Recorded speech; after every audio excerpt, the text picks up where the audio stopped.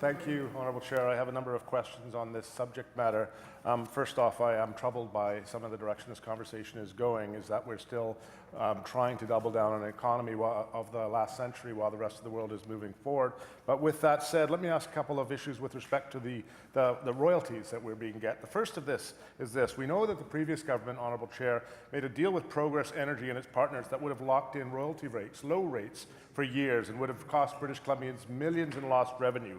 One of the conditions of the deal, one of the key conditions, however, was that Petronas had to make a final investment decision on Pacific Northwest LNG by June of 2017. And Petronas decided to kill that project in July of this year. So our government now has the legal right to terminate this backroom deal, this bad backroom deal, which literally gave away our resource. My question through you to the Minister is, can the Minister tell us if the long-term royalty agreement with Progress Energy will be terminated?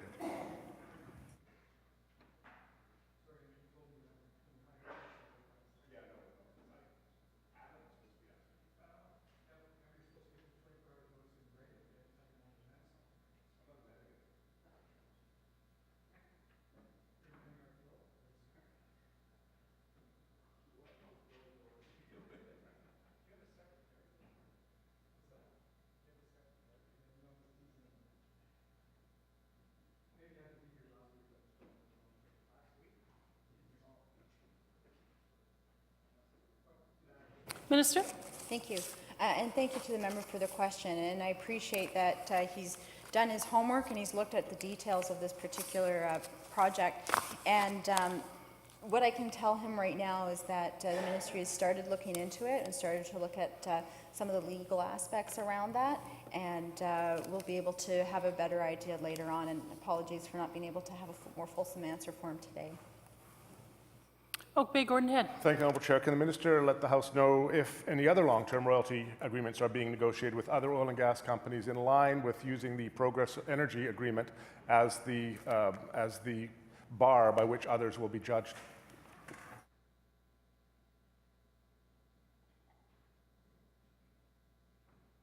Minister. There's nothing of that kind at this time.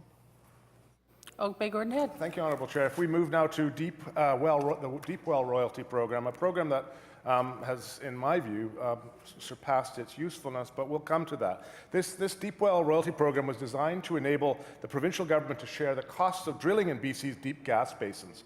It has since transformed into a massive subsidy, Honourable Chair, for horizontal drilling and hydraulic fracturing. It is my understanding that natural gas companies now receive hundreds of millions of dollars in, quote, deep well credits, even for shallow wells, provided their horizontal sections are long enough. So 5 questions on this topic. Number 1 is, can the Minister please tell the House what the amassed or outstanding value of these deep well credits currently is?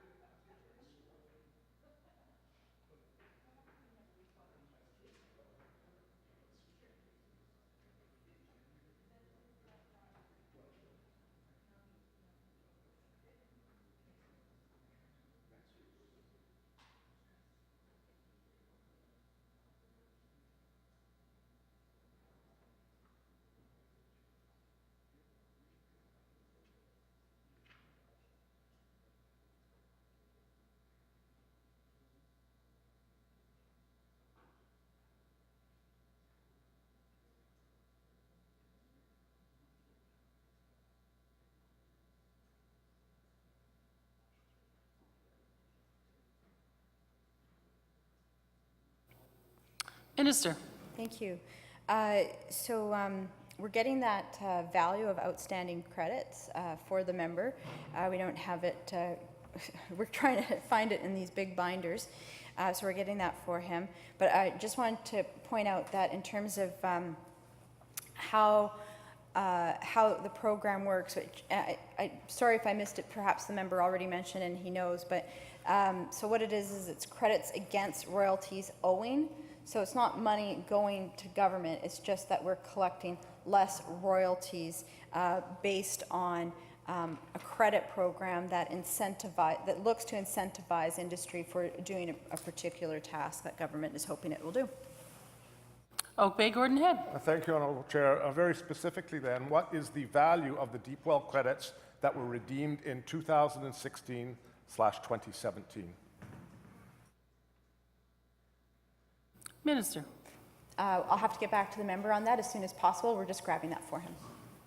Oak Bay Gordon Head. At the same time, I'd like to get the information as to what was the value of the royalties that the province of British Columbia earned from exploration in 2016 and 2017. And then I'd like to have the difference of those two numbers as well.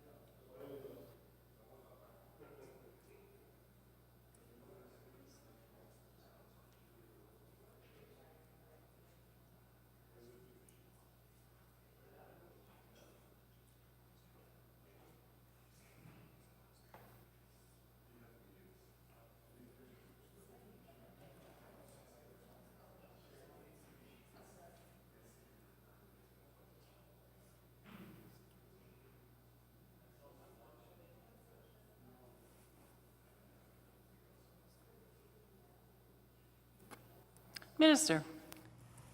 Thanks. So we do have the first number for the member, and it's the total of accumulated deep credits is at 3.2 billion. So that's the total accumulation of all credits. Those credits are only, 3.2 billion. And those credits are only available, however, to any one company if their well is producing. So if their well isn't, say they earned credits as they did their exploration phase, but they didn't produce the well, then they wouldn't be able to access those royalty credits. Oak Bay Gordon Head.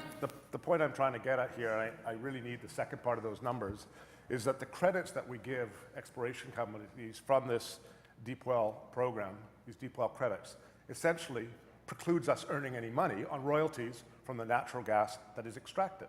So why it's critical that we get the actual amount of money that we made from royalties for natural gas in 2016, 2017, is we only have the cumulative total $3.2 billion that are yet to be claimed in the credit program.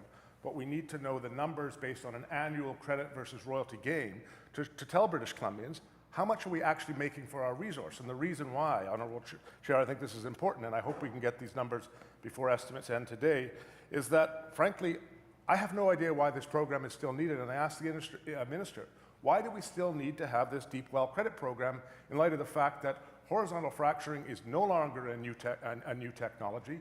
In fact, it's in use all over around the world. We had deep well vertical fracturing, which my friend from Peace River South was referring to earlier, that went back decades.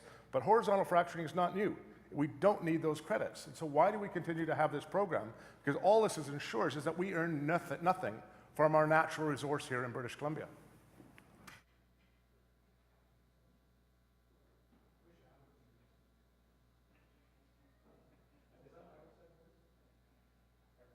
Minister. Thank you. I'm going to make sure that we get all the correct numbers to the member opposite as soon as we possibly can, and if we're not able to do that today for some odd reason, I'll be sure to get it to him in the very near future. On that, I appreciate his points, and I think they're fair points, and I'll take that into consideration. Oak Bay Gordon Head. I was so dutifully noted that I was speaking at this microphone over here where I should be speaking to my microphone. I'm standing at my desk, but the microphone was not pointed correctly, so corrected now. With the final question on this topic is, does the Minister plan to continue this subsidy program? You know, Honourable Chair, we've talked about subsidies to the oil and gas industry in this province. This is a gigantic giveaway. It ensures that we essentially make no money from royalties because of the magnitude of the credit program that can be claimed against. And in fact, my understanding is we've received virtually zero in 2016, 2017 in natural gas credits because of the, in natural gas royalties, because of the deep well credits that were claimed against those royalties. So will the Minister continue this subsidy program? Minister. I'm terribly sorry to the member. I didn't catch the actual question because I got those numbers for him. So the total credits that were earned in 2016, 2017 were 229 million. And the royalties, net of all royalty credits, was 145 million. So we took in 145 million as government in 2016, 2017. Oak Bay Gordon Head. Thank you. And we gave away 229 million in the process. If I might add, yes, because those credits were not claimed, were claimed against royalties. So that's 229 million that could have come into our revenue here, but we're subsidizing the oil and gas sector to that amount. Imagine this, Honourable Chair. If we actually subsidized the renewable energy in British Columbia to the tune of 229 million a year, let alone the generational sellouts embodied in the Progress Energy Agreement that we referred to earlier. So my final question is, why does the Minister plan to continue this program? And if so, why does this industry still need a subsidy?